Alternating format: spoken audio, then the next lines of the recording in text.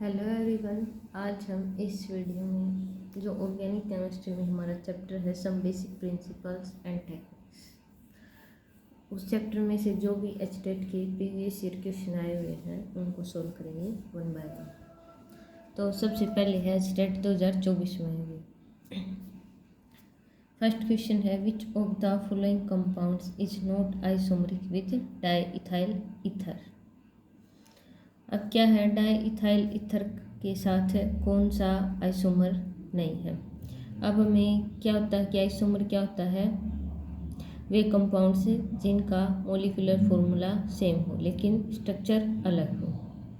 ठीक है, तो अपने पास क्या दे रखा है, ये तो दे रखा है ईथर। ईथर का हमें आइसोमर बताना है कि कौन सा नहीं है। ठीक है, तो अपने पास जो एल्कोहल एंड ईथर आइसोमर होती है, एल्कोहल एंड ईथर, ये कौन से टाइप का आइसोमर होता है, ये होता है आपके पास फंक्शनल ग्रुप वाला। ठीक है, और जो एल्डिहाइड एंड कीटोन आपस में आइसोमेरिज्म शो करते हैं। ठीक है, तो अपने पास ये ईथर है, ईथर एल्कोहल के साथ आइसोमेरिज्म शो करता है और एल्डिहाइड और कीटोन शो करते हैं। तो अब नोट आइसोमरिक पूछा, नोट आइसोमरिक में क्या जाएगा, देखो ये तो एल्कोहल है, ये भी एल्कोहल है और ये ईथर है। ईथर ईथर के साथ तो शो करेगा ही, एल्कोहल एल्कोहल के साथ करेगा। अब क्या है, कौन सा नहीं है, तो ईथर के साथ कौन सा शो नहीं करेगा, वो कीटोन शो नहीं करेगा, तो ऑप्शन बी आ जाएगा। अब देखो आइसोमर्स क्या होते हैं, सेम मॉलिक्यूलर फॉर्मूला। अब मैं इसका फॉर्मूला लिखूँ, देखो ब्यूटेन 1 का CH3 है, CH2 है, CH2 है, CH2 एंड OH, ये ब्यूटेन 1 का है। और डाईइथाइल ईथर अपने पास क्या होता है, C2H5O C2H5। तो इस ईथर का और इस अल्कोहल का सेम मॉलिक्यूलर फॉर्मूला है। इसी तरह जब मैं इन अल्कोहल का लिखूंगी और इस ईथर का, तो अपने पास जो मॉलिक्यूलर फॉर्मूला आएगा यानी कि number of carbon atom, hydrogen and oxygen, वो ईथर के और अल्कोहल के सेम होते हैं, लेकिन एल्डिहाइड और कीटोन के साथ ये आइसोमर शो नहीं करता। तो अपने पास ऑप्शन भी है। अब है next question, which of the following group exerts plus I effect. Plus I effect क्या होता है, जैसे अपने पास ये चेन होगी, इसके पास ये G ग्रुप लगा, ठीक है, CH2 है, CH2 है, CH3। अब अपने पास यहाँ कोई ग्रुप लगा है, ठीक है, अगर यह इलेक्ट्रॉन डेंसिटी अपनी तरफ खींच लेगा तो इसका माइनस आई इफेक्ट होता है। ठीक है, अगर यह ग्रुप है, ये जो बॉन्ड है, ये बॉन्ड, ये बॉन्ड, ये बॉन्ड, इन बॉन्ड की इलेक्ट्रॉन डेंसिटी अगर अपनी तरफ खींचता है तो इसका होता है माइनस आई इफेक्ट। अगर यह डोनेट करता है तो इसका होता है प्लस इफेक्ट। अब देखो, अगर ये इलेक्ट्रॉन डेंसिटी डोनेट करे इन बॉन्ड्स में, ठीक है, तो इसका होगा प्लस आई इफेक्ट। तो अपने पास जो इलेक्ट्रोनेगेटिव एटम होते हैं, इलेक्ट्रोनेगेटिव एटम, वो क्या शो करते हैं, वो तो शो करते हैं माइनस आई इफेक्ट। और जो लेस इलेक्ट्रोनेगेटिव एटम होते हैं वो शो करते हैं प्लस आई इफेक्ट। ठीक है, तो हमें प्लस आई इफेक्ट वाला बताना है। तब देखो हमारे पास एक तो ऑक्सीजन है, सल्फर है, नाइट्रोजन है। ठीक है, ये क्या है, ये कार्बन से ज़्यादा इलेक्ट्रोनेगेटिव एटम है। ठीक है, किसका कंपैरिजन देखना है, कार्बन का, और यहाँ पर जो एटम लगा होता है डायरेक्टली, तो ऑक्सीजन, सल्फर, नाइट्रोजन। ठीक है, ये क्या है, ज़्यादा इलेक्ट्रोनेगेटिव है, तो ये माइनस आई इफेक्ट शो करेंगे। लेकिन अगर इस इलेक्ट्रोनेगेटिव एटम पर नेगेटिव चार्ज आ जाए, ठीक है, अब जैसे ये अपने पास CH3 है, CH2 है, ठीक है, एक तो अपने पास लगा है OH और एक लगा है CH3 CH2, एक लगा है O माइनस। अब देखो डिफरेंस क्या है, यहाँ तो पूरा OH लगा है, ठीक है, कार्बन के साथ कौन अटैच है, ऑक्सीजन, यहाँ भी कार्बन के साथ ऑक्सीजन अटैच है। लेकिन ऑक्सीजन में क्या डिफरेंस है, यहाँ ऑक्सीजन पर कोई चार्ज नहीं, यहाँ ऑक्सीजन पर माइनस चार्ज है। तो यहाँ तो ऑक्सीजन का होता है माइनस आई इफेक्ट, और जब इलेक्ट्रोनेगेटिव एटम पर नेगेटिव चार्ज आ जाए तो वो प्लस आई इफेक्ट शो करता है। ठीक है, तो ये बात है। अब ये बताना था प्लस आई इफेक्ट कौन सा शो करेगा। अब देखो NH3 पॉजिटिव है, नाइट्रोजन इलेक्ट्रोनेगेटिव और कुछ इस पर पॉजिटिव चार्ज है, तो ये तो बहुत ही strong minus I effect show करेगा, तो ये ऑप्शन नहीं हो सकता। SO2R का क्या स्ट्रक्चर होता है, SO2R का ये होता है, ये देखो ये भी बहुत strong minus I effect show करता है, क्योंकि ये सल्फर पॉजिटिव चार्ज है, ये ऐसे नहीं रहता, ये इस फॉर्म में रहता है। ठीक है, अब आ गया O माइनस। वैसे तो ऑक्सीजन ज़्यादा इलेक्ट्रोनेगेटिव है कार्बन से, माइनस आई इफेक्ट शो करता है, लेकिन नेगेटिव चार्ज आने की वजह से इस पर इलेक्ट्रॉन डेंसिटी इतनी ज़्यादा हो जाती है कि ये प्लस आई इफेक्ट शो करता है। तो प्लस आई इफेक्ट कौन शो करेगा, C वाला। ठीक है, अपने पास ये OR है, ये वही नेगेटिव चार्ज नहीं, कुछ नहीं है, ये सिर्फ OR है। तो अब यहाँ ऑक्सीजन पर कोई चार्ज नहीं, तो ये कौन सा इफेक्ट शो करेगा, माइनस आई। ठीक है, अब है CO2 माइनस। अब देखो CO2 माइनस, अब क्या है इस G ग्रुप की जगह CO2 का ये स्ट्रक्चर होता है। ठीक है, अब ऑक्सीजन ज़्यादा इलेक्ट्रोनेगेटिव है, तो ये कैसे एग्जिस्ट करता है, ये ऐसे एग्जिस्ट करता है, इसका स्ट्रक्चर इस पर पॉजिटिव। तो जो CO2 है वैसे तो माइनस आई इफेक्ट शो करती है, लेकिन अब क्या है, अब इस पर नेगेटिव चार्ज है।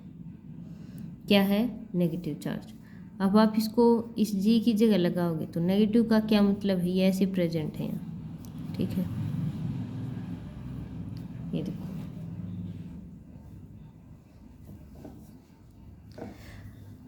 अब क्या है, वैसे तो देखो CO2 क्या है, प्लस मतलब माइनस आई इफेक्ट लगाएगा क्योंकि कार्बन पर पॉजिटिव चार्ज है, लेकिन अब इसने ऑलरेडी इस पर नेगेटिव दे दिया है, तो यह है प्लस आई इफेक्ट शो करेगा। तो अपने पास जो CO2 माइनस है एंड ऑक्सीजन माइनस कौन सा शो करेंगे, प्लस आई इफेक्ट। देखो प्लस आई इफेक्ट है या माइनस आई इफेक्ट, इसका डायरेक्ट रिलेशन है इलेक्ट्रोनेगेटिविटी से। कार्बन के साथ जो भी ग्रुप लगेगा, अगर उसकी ज़्यादा इलेक्ट्रोनेगेटिविटी है तो वो माइनस आई इफेक्ट लगाएगा, और कम है तो प्लस आई इफेक्ट लगाएगा। अगर इलेक्ट्रोनेगेटिव एटम पर अगर नेगेटिव चार्ज आ जाए तो वो प्लस आई इफेक्ट शो करने लगता है। तो यही था इस क्वेश्चन में, तो ऑप्शन A एंड C में प्लस आई इफेक्ट वाले ग्रुप है। अब है next question, the stable carbon ion among the following is. अब क्या है, कार्बन आयन। कार्बन आयन क्या है, अपने पास इंटरमीडिएट है। ठीक है, यानी कि कार्बन पर नेगेटिव चार्ज है। अब 4 कार्बन आयन है, benzyl carbon ion. Benzyl carbon ion का क्या मतलब है, बेंजीन पर CH2 माइनस। ठीक है, नेक्स्ट है 4 मिथोक्सी बेंजाइल कार्बन आयन, ये हो गया अपने पास बेंजाइल। फोर्थ पोजीशन कौन सी होगी, 1 2 3 4th, फोर्थ पोजीशन पर मिथोक्सी यानी कि OMe ग्रुप। ठीक है, फोर्थ पोजीशन पर NO2 ग्रुप, ये थर्ड वाला है। फोर्थ पोजीशन पर मिथाइल कार्बन आयन। ठीक है, ये हो गया अपने पास CH2 माइनस एंड CH3। अब देखो कार्बन आयन की स्टेबिलिटी पूछी है। अब देखो इसमें कार्बन पर नेगेटिव चार्ज है, तो जो भी ग्रुप है इस नेगेटिव चार्ज को कम कर देगा या फिर डिस्पर्स कर देगा, डिस्पर्स या फिर डिलोकेलाइजेशन।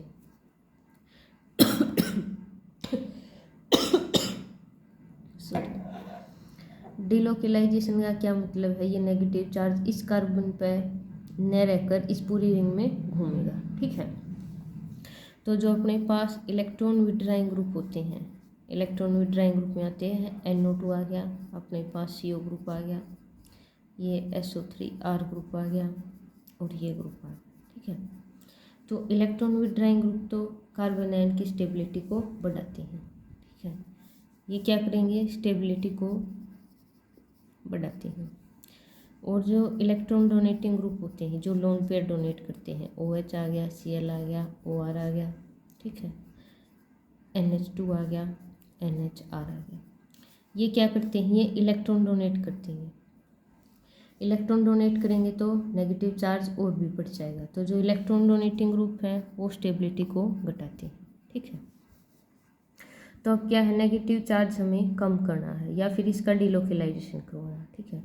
तो उसके लिए क्या चाहिए, हमें इलेक्ट्रॉन विड्राइंग ग्रुप चाहिए। इलेक्ट्रॉन विड्राइंग ग्रुप क्या करेगा, इसके पास इनकी ज़्यादा इलेक्ट्रोनेगेटिविटी होती है और इलेक्ट्रॉन की भी कमी होती है, तो ये इस नेगेटिव चार्ज को अपनी तरफ खींच लेते हैं और इस कार्बन आयन की स्टेबिलिटी को बढ़ा देते हैं। तो अब क्या है, सबसे ज़्यादा स्टेबल कौन होगा, जिसमें इलेक्ट्रॉन विड्राइंग ग्रुप प्रेजेंट होगा।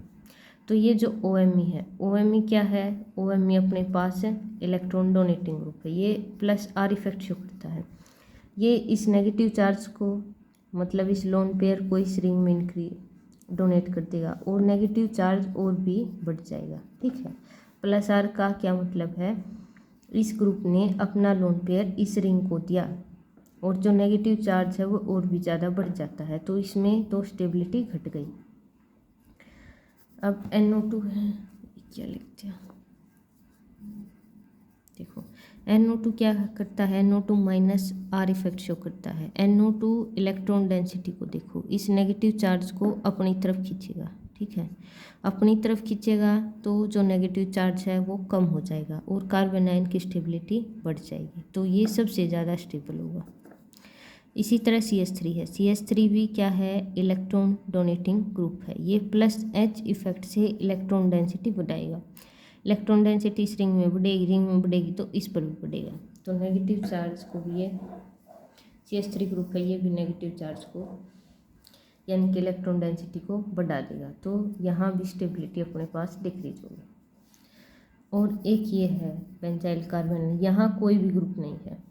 देखो ये तो बिल्कुल अनस्टेबल हैं क्योंकि इलेक्ट्रॉन डोनेटिंग ग्रुप लगे हुए हैं, ठीक है, जो कि स्टेबिलिटी घटाते हैं। अब इसमें और इसमें यहाँ अपने पास, सॉरी भाई, देखो ये वाला और ये वाला, ये तो बिल्कुल अनस्टेबल है। अब बाकी बचे ये और ये, तो यहाँ तो NO2 ग्रुप -R इफेक्ट लगाता है, यानी कि इलेक्ट्रॉन डेंसिटी अपनी तरफ खींचता है, और यहाँ कोई भी ग्रुप नहीं है खींचने वाला। तो जितने ज़्यादा इलेक्ट्रॉन विड्राइंग ग्रुप लगे होते हैं उतनी ही स्टेबिलिटी बढ़ती है कार्बन आयन की। तो सबसे ज़्यादा स्टेबल कार्बन आयन ये नाइट्रो वाला आ जाएगा। तो कौन सा ऑप्शन आ जाएगा, ऑप्शन C आ जाएगा। देखो भी, इलेक्ट्रॉन डोनेटिंग ग्रुप और इलेक्ट्रॉन विड्राइंग ग्रुप कौन कौन से हैं, कौन सा -R इफेक्ट लगाता है, +R लगाता है, +I -I, ये आपको सारी इफेक्ट आनी चाहिए, तभी ये क्वेश्चन अपने पास सोल्व हो सकते हैं। अब देखो ये भी +R इफेक्ट से आया है। Which of the following group does not exert +R effect. देखो जिस एटम पर लोन पेयर होता है वो क्या शो करता है, वो शो करता है +R इफेक्ट, ठीक है।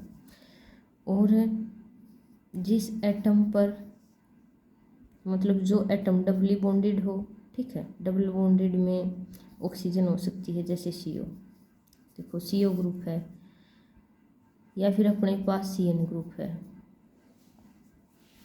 अब देखो जैसे ये ग्रुप है जिस पर लोन पेयर होता है वो तो +R इफेक्ट शो करता है, और जो एटम, मतलब ये बेंजीन रिंग से अटैच हुआ है, जैसे देखो ये है बेंजीन रिंग से जो डायरेक्ट एटम जुड़ा होता है, अगर उस पर लोन पेयर है तो वो +R इफेक्ट शो करेगा, ठीक है। अगर बेंजीन रिंग से डायरेक्ट जो अटैच एटम है, अगर उसने डबल बॉन्ड बनाया है या फिर ट्रिपल बॉन्ड बनाया है, चाहे किसी के साथ बनाया हो, तो वो कौन सा इफेक्ट शो करेगा, वो -R इफेक्ट शो करेगा। तो ये खास पहचान होती है, ट्रिक है। मतलब ये जो एटम लगा हुआ, अगर इस पर लोन पेयर है तो +R, अगर ये डबल बॉन्ड है या फिर ट्रिपल बॉन्ड से अटैच है किसी और के साथ तो -R इफेक्ट। तो +R के लिए क्या देखना है, जो डायरेक्ट एटम अटैच है बेंजीन से उस पर लोन पेयर है तो +R। अब देखो इसको अटैच करोगे आप बेंजीन रिंग से तो कैसे अटैच होगा, OC डबल बॉन्ड होगा, देखो ये ऐसे अटैच है, ठीक है। तो अब क्या है, ऑक्सीजन पर लोन पेयर है, क्या देखना है, बेंजीन से जो डायरेक्ट एटम जुड़ा है उस पर अगर लोन पेयर है तो क्या शो करेगा, +R। तो ये तो +R इफेक्ट शो करेगा। अब NHCOR का क्या स्ट्रक्चर है, इसका ये स्ट्रक्चर है, NH है, C डबल बॉन्ड OR। देखो बेंजीन रिंग से कौन डायरेक्ट जुड़ा है, नाइट्रोजन, नाइट्रोजन पर है लोन पेयर, तो ये भी प्लस आर इफेक्ट शो करता है, ये दोनों। अब है CN, बेंजीन को CN पर लगाओ, देखो कार्बन है और उसके साथ नाइट्रोजन। अब देखो क्या कार्बन पर कोई लोन पेयर है, नहीं, कार्बन 4 बॉन्ड बनाता है, 4 बना लिए और इस पर कोई लोन पेयर नहीं बचता 4 बॉन्ड बनाने के बाद, तो ये कौन सा इफेक्ट शो करेगा, ये करेगा -R, तो कौन सा ऑप्शन आ जाएगा, C। कौन क्या पूछा था कि कौन सा +R इफेक्ट शो नहीं करता। अब है NR2, NR2 का क्या है, बेंजीन पर नाइट्रोजन है, इसके साथ 2 R, नाइट्रोजन 3 बॉन्ड बनाता है, 3 बनाने के बाद एक लोन पेयर बचता है, तो ये भी +R इफेक्ट शो करेगा। तो पहले तो ये पता होना चाहिए कि कौन सा +R इफेक्ट शो करता है, कौन सा -R। उसके लिए बेंजीन पर जो डायरेक्ट एटम अटैच है उस पर अगर लोन पेयर है तो +R, अगर जो एटम है उसने डबल बॉन्ड बनाया है या ट्रिपल तो -R। ये आपका भी न्यूमेरिकल है। In carius method of estimation of halogen 0.5 gram of an organic compound gives 0.376 gram of AgBr. What is the percentage of Br in the compound? अब क्या पूछा है, ब्रोमीन की परसेंटेज पूछी है, कंपाउंड में कितनी होगी। अब देखो ये है अपना क्वांटिटेटिव एस्टिमेशन, यानी कि कोई कंपाउंड दे देंगे अपने पास, उसमें ये पूछी जाएगा कि ब्रोमीन कितने % प्रेजेंट है। तो सबसे पहले तो परसेंटेज का क्या फॉर्मूला होता है, जैसे क्या पूछा, what is the percentage of bromine in the compound, तो परसेंटेज निकालने का फॉर्मूला होता है अपने पास मास ऑफ ब्रोमीन, ठीक है, प्रेजेंट इन कंपाउंड, यानी कि ब्रोमीन कितना प्रेजेंट है उसमें, ब्रोमीन का mass of bromine present in compound upon total mass of compound, total mass of compound into 100। तो देखो परसेंटेज निकालने का आप चाहे किसी भी की भी निकालो, नीचे तो टोटल मास आता कंपाउंड का और ऊपर जिस एलिमेंट की परसेंटेज पूछी है तो ऊपर मास ऑफ ब्रोमीन आएगा। जो कैरियस मेथड होता है भाई ये हैलोजन के डिटेक्शन के लिए होता है, ठीक है। इसमें हम कैरियस मेथड से क्वालिटेटिव एस्टिमेशन भी करते हैं और क्वांटिटेटिव भी। क्वालिटी में तो ये पता चलता है कि यहाँ हैलोजन प्रेजेंट है, क्वांटिटेटिव में कितना हैलोजन प्रेजेंट है, ठीक है। तो ये आपके पास कौन सा ही हैलोजन हो, क्लोरीन हो, ब्रोमीन हो या फिर आयोडीन हो, कितनी अमाउंट में प्रेजेंट है वो कैरियस मेथड से पता चलता है। अब क्या है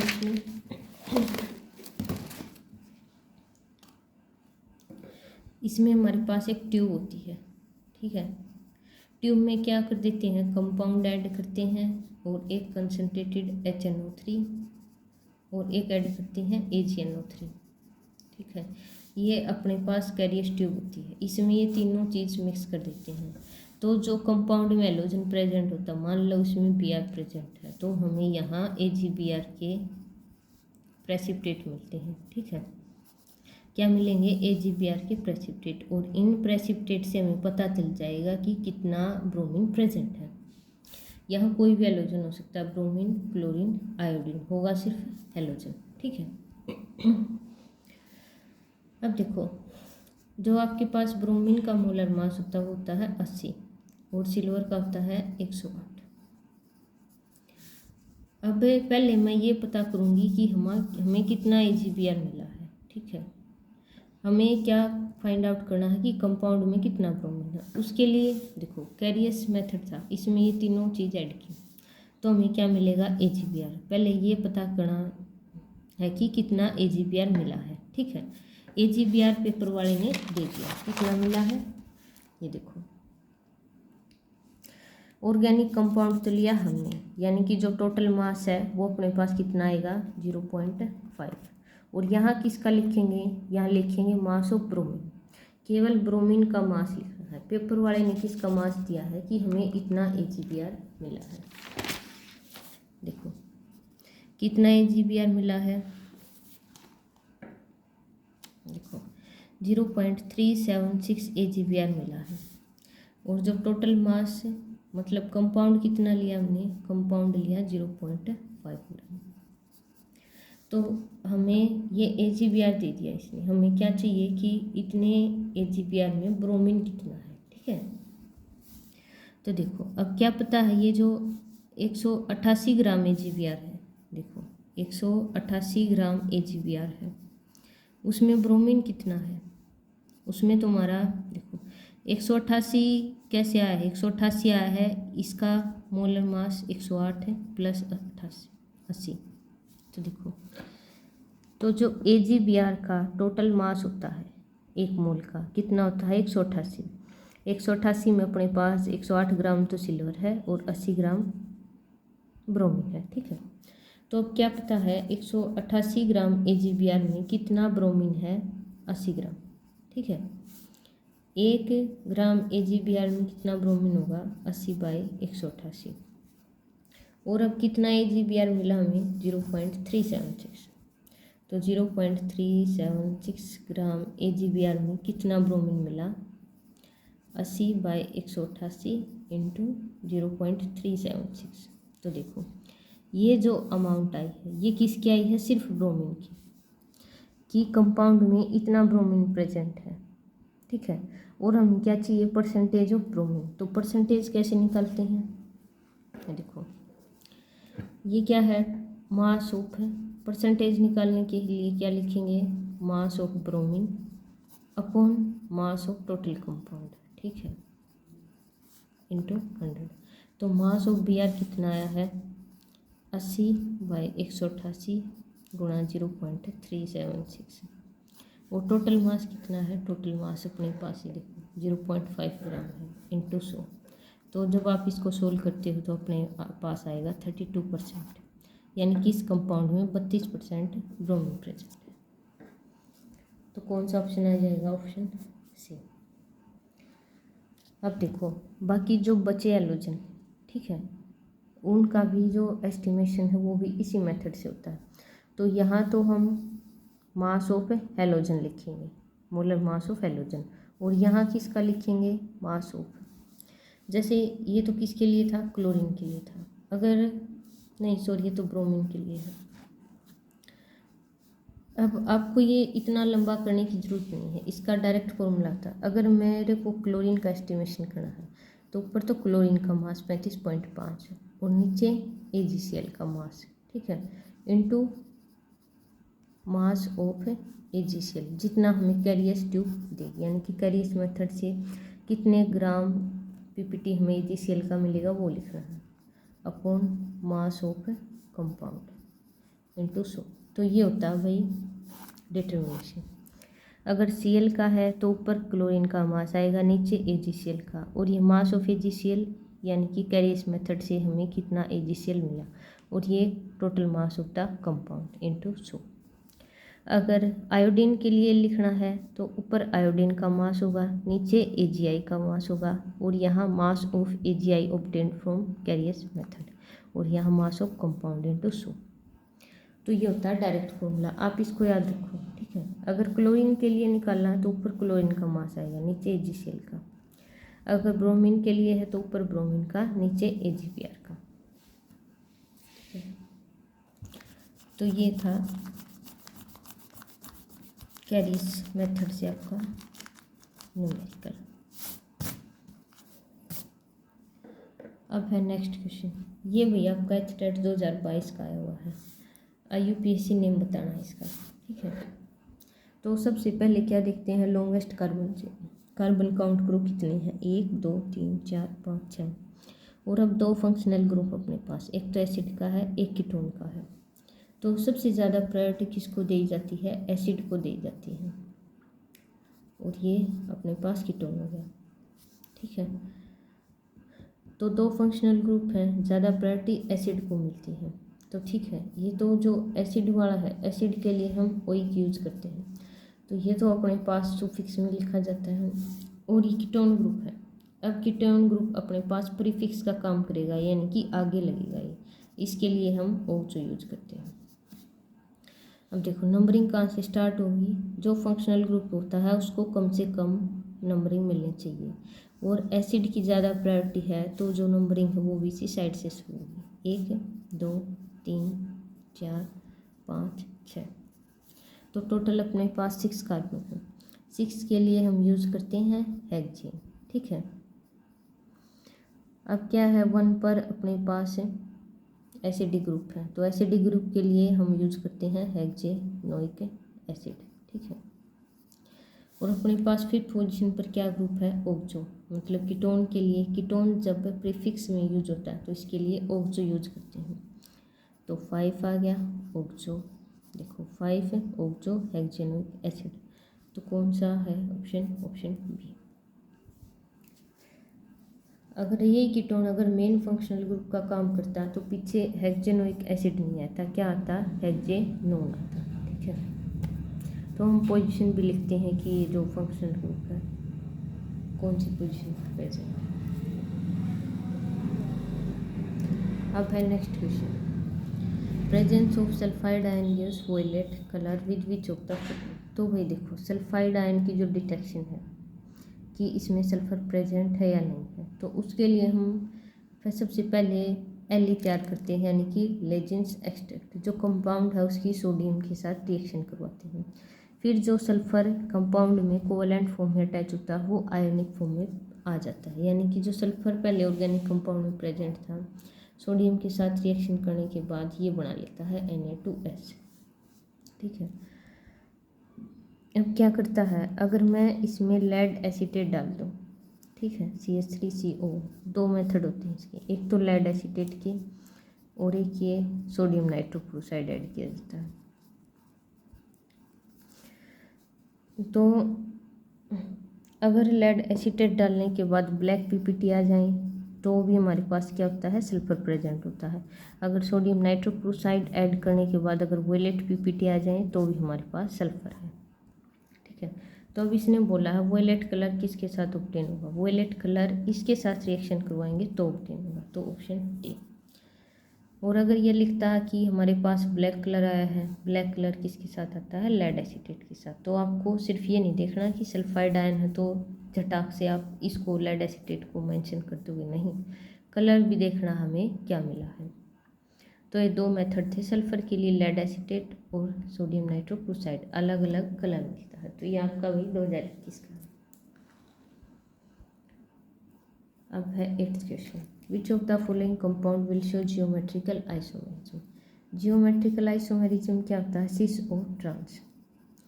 इसके लिए क्या कंडीशन होती है, हमारे पास जो लिगेंड्स लगे होते हैं वो 2 तो एक से टाइप के होने चाहिए और 2 डिफरेंट भी हो सकते हैं और 2 अलग भी हो सकते हैं, देखो बी और सी।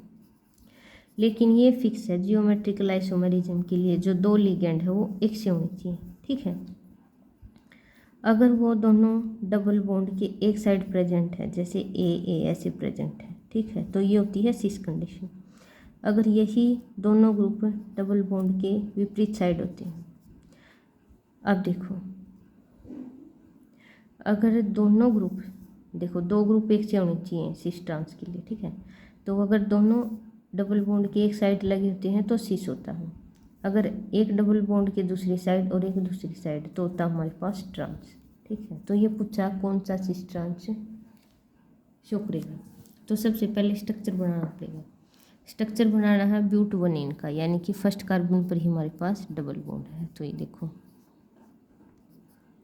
इसका ये स्ट्रक्चर हो गया 1 2, देखो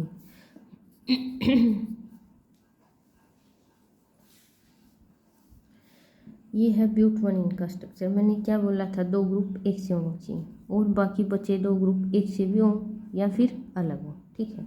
तो अपने पास ही देखो ये 2 ग्रुप एक से हैं और मैंने क्या बोला था, 2 ग्रुप बाकी बचे 2 ग्रुप इनसे अलग होने चाहिए, वो चाहे फिर दोनों सेम हो या फिर दोनों अलग अलग हो।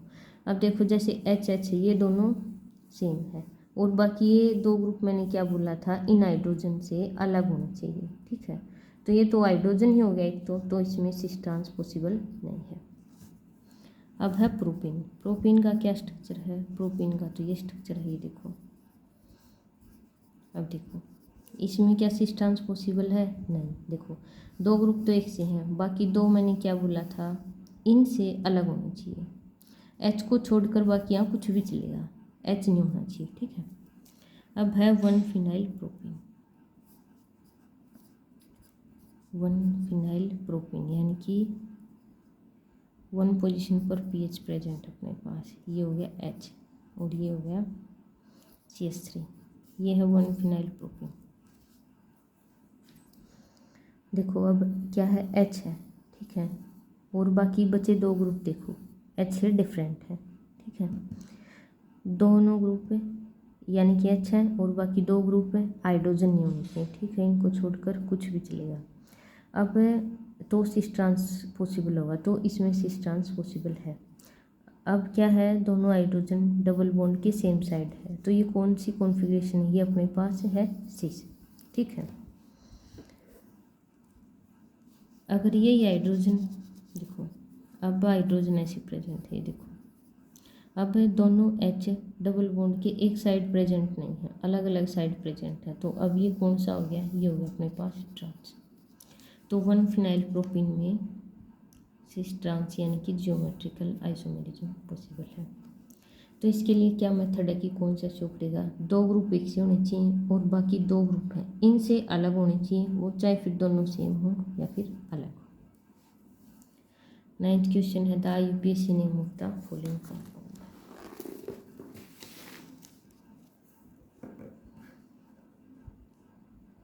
ये देखो इसका IUPAC नेम बताना है, ठीक है। तो अब क्या है, ट्रिपल बॉन्ड और डबल बॉन्ड है, ठीक है। अब नंबरिंग हमें उस साइड से करनी है जिस साइड से इन दोनों को कम नंबर मिले, तो ठीक है, पहले मैं नंबरिंग यहाँ से करती हूँ। एक होता है हमारे पास lowest locant rule. Lowest locant rule क्या होता है कि जो दोनों डबल बॉन्ड है या ट्रिपल बॉन्ड है उनको कम से कम नंबर मिलना चाहिए। अगर मैं इस साइड से नंबरिंग करूँ तो 3 4 5, तो हमारे पास जो ट्रिपल बॉन्ड है वो तो सेकंड पोजीशन पर आया और जो डबल बॉन्ड है वो 4th पोजीशन। अगर मैं नंबरिंग इस साइड से करूँ 1 2 3 4 5 6, ठीक है, तो इस साइड से हमारा डबल बॉन्ड आया दूसरी पोजीशन पर और ट्रिपल बॉन्ड आया, हाँ ट्रिपल बॉन्ड भी 4th पर आया, ठीक है। अब क्या है, देखो दोनों साइड से नंबरिंग शो की है। अगर नंबरिंग सेम आती है तो प्रायोरिटी देते हैं हम डबल बॉन्ड को। प्रायोरिटी डबल बॉन्ड देने का क्या मतलब है कि डबल बॉन्ड को कम नंबर मिलना चाहिए। देखो दोनों से करिए, 2 आया और 4 आया, यहाँ भी 2 आया और 4 आया, इन दोनों का सम 6 है, ठीक है। 6 है तो हम कौन सी ही साइड से, तो अपना लोएस्ट लोकेंट रूल तो अब यहाँ नहीं लगेगा। अब बारी है प्रायोरिटी किसको देते हैं, तो जो डबल बॉन्ड होता है उसको ज़्यादा प्रायोरिटी मिलती है ट्रिपल बॉन्ड से, ठीक है। तो जो नंबरिंग होगी वो एल्कीन की साइड से स्टार्ट होती है, तो 1 2 3 4 5 यानी कि ये नंबरिंग सही है, ठीक है, और ये वाली रॉन्ग है। अब कार्बन देखो 1 2 3 4 5 6 कार्बन है तो अपने पास आता है हेक्स, ठीक है, और डबल बॉन्ड 2 पोजीशन पर है तो हेक्स 2 इन। ट्रिपल बॉन्ड अपने पास 4th पर है 4 आइन, ये ऐसे होता है।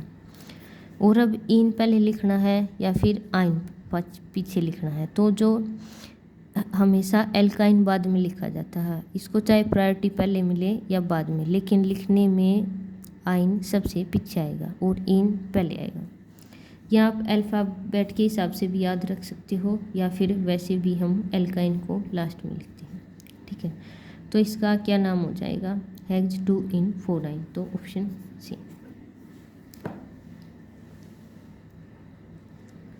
अब है 10th question, the double bond in C2 molecule. तो देखो डबल बॉन्ड है तो ये बता रखा है कि ये बॉन्ड है दोनों सिग्मा है या फिर दोनों पाई हैं या फिर एक सिग्मा या फिर पाई है। तो देखो जब भी कार्बन कार्बन एटम के बीच डबल बॉन्ड बनता है तो सबसे पहले बनता है सिग्मा बॉन्ड। सिग्मा बॉन्ड बनता है हेड टू हेड ओवरलैपिंग से। देखो ये है हेड टू हेड, तो कार्बन कार्बन के बीच में पहले बनता है सिग्मा बॉन्ड, ठीक है।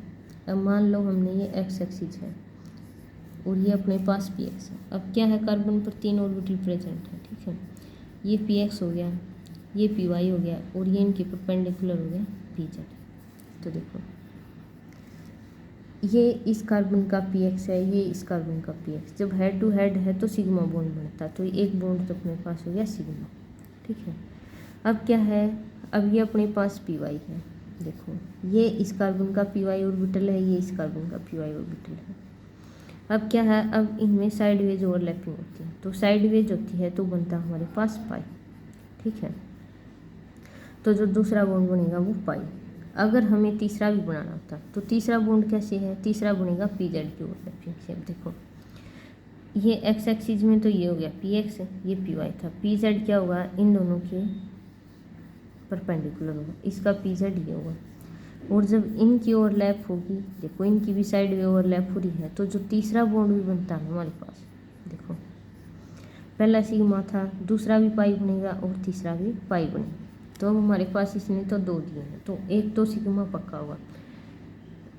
ऐसा कभी नहीं होता कि केमिस्ट्री में बिना सिग्मा बॉन्ड बने पाई बॉन्ड बन जाए, नहीं, पहले सिग्मा बॉन्ड बनता है, वो हमेशा एक ही होता है। और पाई हमारे पास एक भी हो सकता है और दो भी हो सकता है, तो एक सिग्मा है एक पाई है, one sigma and one pi bond, तो ऑप्शन सी।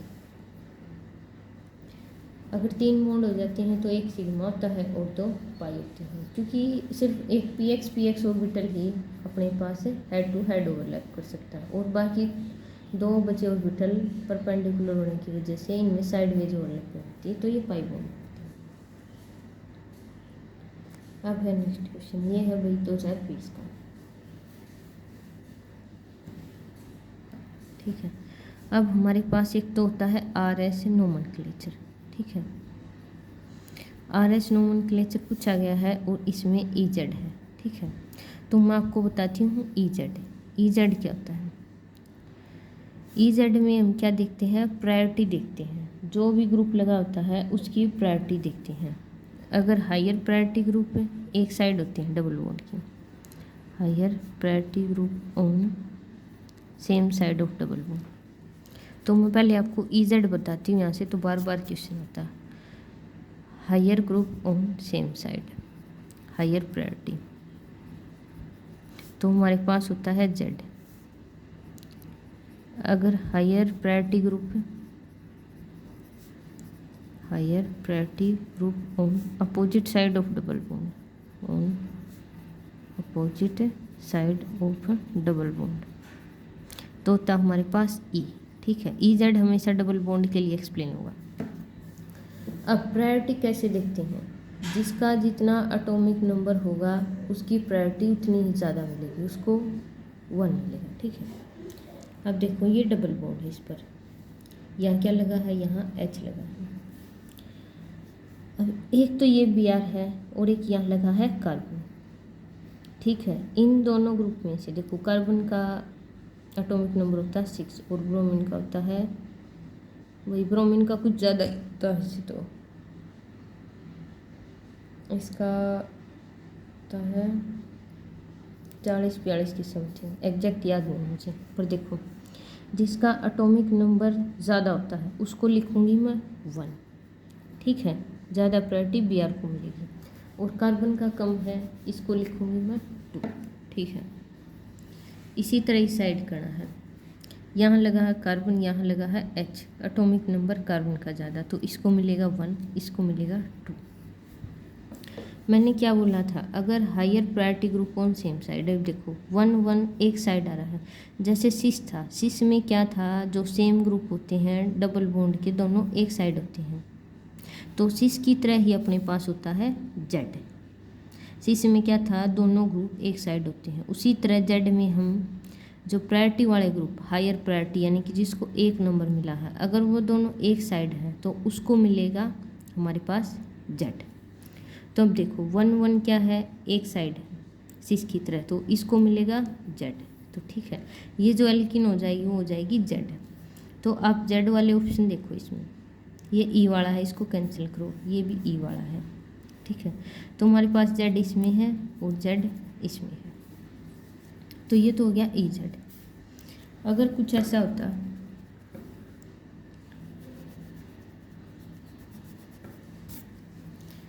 ये 1 है और ये 1, ये देखो अगर कुछ ऐसा होता 1 1।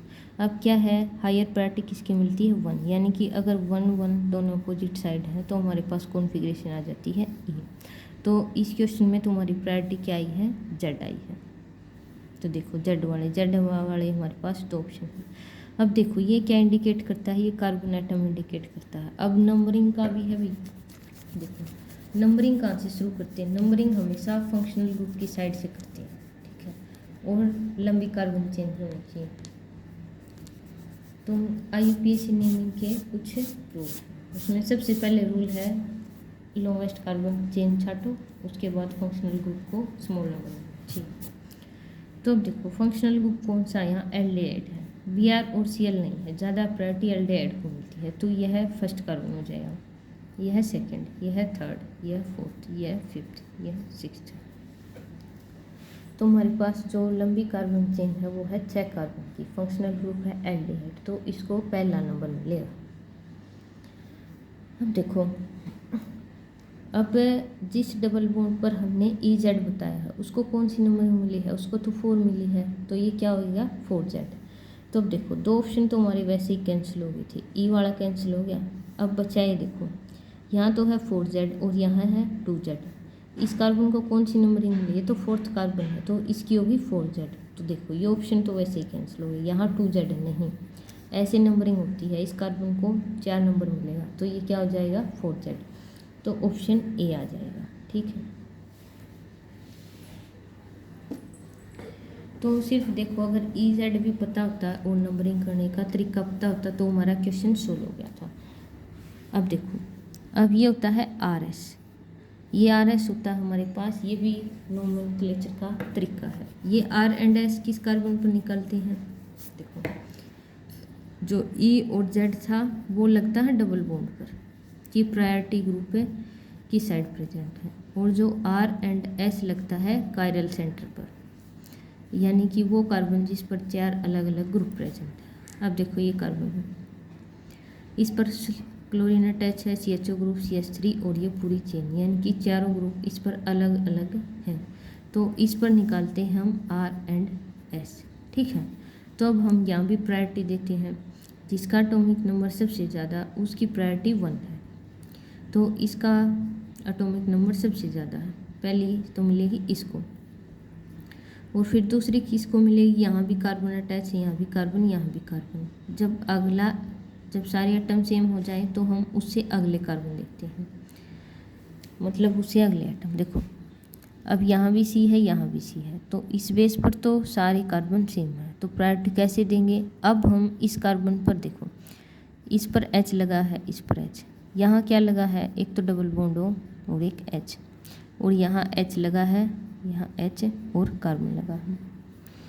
तो अब देखो इस कार्बन के बेस पर हमें प्रायोरिटी का नहीं पता चला, ठीक है, तो उस कार्बन पर लगे अगले एटम्स चेक करेंगे। यहाँ क्या लगे हैं, यहाँ 2 ऑक्सीजन लगे हैं। देखो वैसे दिखने में एक है, लेकिन हम जो प्रायोरिटी देते हैं तो इस डबल बॉन्ड को हम ऐसे काउंट करते हैं। तो इस कार्बन पर लगे ग्रुप का कंपेयर करेंगे और इस कार्बन पर लगे हाइड्रोजन, और इस कार्बन पर क्या लगा है, तो ठीक है, तो इस पर सारे हाइड्रोजन हैं, इस पर कार्बन और हाइड्रोजन है, इस पर हाइड्रोजन और ऑक्सीजन है। अब एटॉमिक नंबर किसका ज़्यादा है, ऑक्सीजन का ज़्यादा है, तो किसकी ज़्यादा प्रायोरिटी मिलेगी, तो इसको दूसरा नंबर मिलेगा, ठीक है। अब रही बात इनकी, ठीक है, इन कार्बन की तीसरा चौथा किसको मिलेगा। अगर इस पर सारे हाइड्रोजन प्रेजेंट हैं, इस पर 2 हाइड्रोजन हैं और एक कार्बन, 2 हाइड्रोजन से 2 हाइड्रोजन कैंसिल। अब यहाँ कार्बन है, यहाँ हाइड्रोजन, किसका एटॉमिक नंबर ज़्यादा, C का, तो इसकी मिलेगी, इसको मिलेगी 3rd प्रायोरिटी और इसको 4th। तो सबसे पहले तो प्रायोरिटी देनी है। अब भाई मैं इसको इरेज कर दिया, ठीक है, तो ऐसे देते हैं प्रायोरिटी, एटॉमिक नंबर चेक करना है। तो ये फर्स्ट है, ये सेकंड नंबर का है, ये थर्ड था, ये फोर्थ था। अब जो फोर्थ ग्रुप होता है वो हमें डैश पोजीशन पर लाना होता है, लेकिन देखो ये क्या इंडिकेट करता है, ये CHO ग्रुप है प्लेन के पीछे और Cl है प्लेन के आगे, और ये 2 ग्रुप प्रेजेंट है प्लेन में। तो R एंड S नोमेनक्लेचर में ये जो फोर्थ ग्रुप है ये अपने पास डैश पोजीशन पर आना चाहिए। तो अब हम इस CHO को तो ऊपर ले जाएंगे और इसको नीचे, Cl को ऊपर और इस ग्रुप को नीचे, यानी कि अब हम इनकी पोजीशन इंटरचेंज कर देंगे। कंपाउंड रहेगा वैसा का वैसा ही। इन दो इंटरचेंज करने से क्या होता है, कंपाउंड वैसा का वैसा रहता है। ठीक है, तो देखो अब मैंने पूरा स्ट्रक्चर नहीं बदला। अब क्या है, ये जो 4 था ना, इस 4 को पहले ऊपर था, 4 को नीचे ले आओ। और ये CHO क्या था, नीचे था, इसको 2 नंबरिंग थे, इस 2 को ऊपर ले जाओ। Cl यहाँ 1 था, 1 पहले नीचे था, इसको ऊपर ले जाओ और इसको 3। ठीक है, अब हम 1 से 2 से 3 की तरफ मूव करते हैं, 1 से 3 तक जाएंगे। अगर यह है हमारे पास क्लॉकवाइज रोटेशन है तो हमारे पास R आ जाएगा, अगर एंटी क्लॉकवाइज है तो S आ जाएगा। अब हम देखो 1 से लेकर 3 तरफ मूव करेंगे तो कैसी रोटेशन है, क्लॉकवाइज, क्लॉकवाइज है तो R। तो ये जो कार्बन है सेकंड नंबर का, इसकी जो कॉन्फ़िगरेशन आएगी वो क्या आएगी, 2R।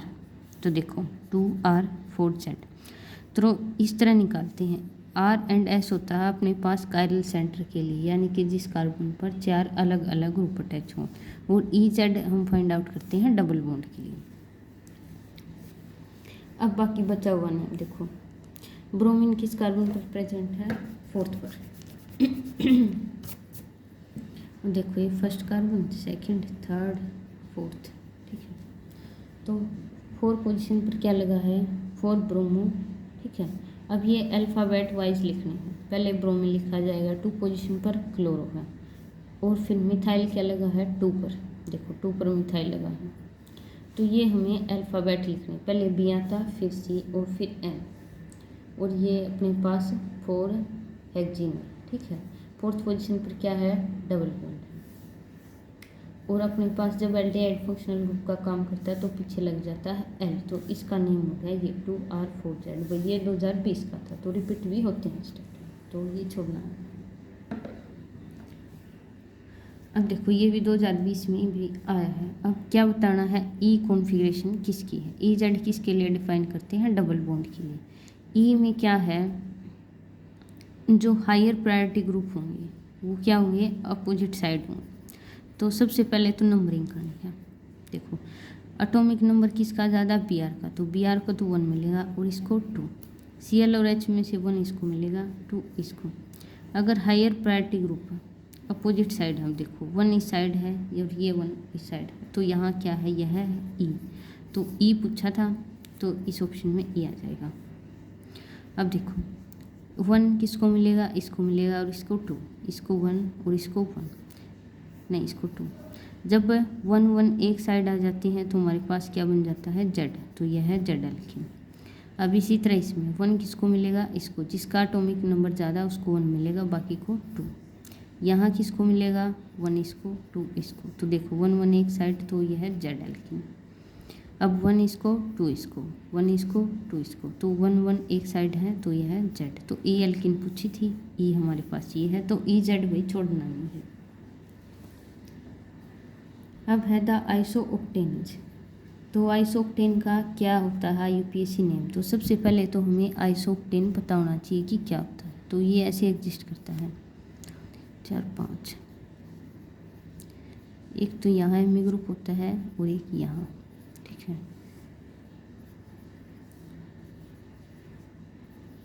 H और H। ठीक है, ये होता है आइसोओक्टेन का स्ट्रक्चर। इसका IUPAC नेम बताना है। ठीक है, तो नंबरिंग कहाँ से करती है, पहले तो लॉन्गेस्ट कार्बन चेन, ये देखो 1 2 3 4 5, तो 5 कार्बन से लंबी चेन नहीं बन सकती। उसके बाद जो सब्सटीट्यूएंट होते हैं उनको कम से कम नंबर मिलना चाहिए। ठीक है, अगर मैं इस साइड से नंबरिंग स्टार्ट करूँ तो 1 2 3 4 5, तो नंबरिंग क्या मिली, 3 ग्रुप हमारे पास, इन 2 को तो मिली 2 2 और इसको मिली, ये इस एम को मिली 4, तो ये सब्सटीट्यूएंट का काम क्या है, ये 3 सब्सटीट्यूएंट हैं। अगर मैं नंबरिंग इस साइड से शुरू करूँ तो 1 2 3 4 5, अब क्या है, ये एम तो सेकंड पोजीशन प्रेजेंट है और ये 2 एम 4th पर आए। तो अब देखो अब ऐड करोगे तो ये आएगा 10 और ये आएगा 8, तो लोएस्ट लोकेंट रूल क्या कहता है कि जो इन सब का नंबरिंग का सम है, जो छोटा होगा उसी साइड से नंबरिंग होगी। तो इस साइड से नंबरिंग करी तो हमारे पास सम 8 आया है, इस साइड से करी है तो 10 आया है। तो कौन सी नंबरिंग सही है? तो ऊपर वाली सही है। तो लोएस्ट लोकेंट रूल यही कहता है कि जितने सब्स्टिट्यूएंट हैं उनको छोटा से छोटा नंबर मिलना चाहिए। जो भी आपकी पोजीशन आती है सब्स्टिट्यूएंट की, उन सब का सम करके देख लो। जिस साइड से लोअर आएगा, तो देखो ये स्ट्रक्चर है,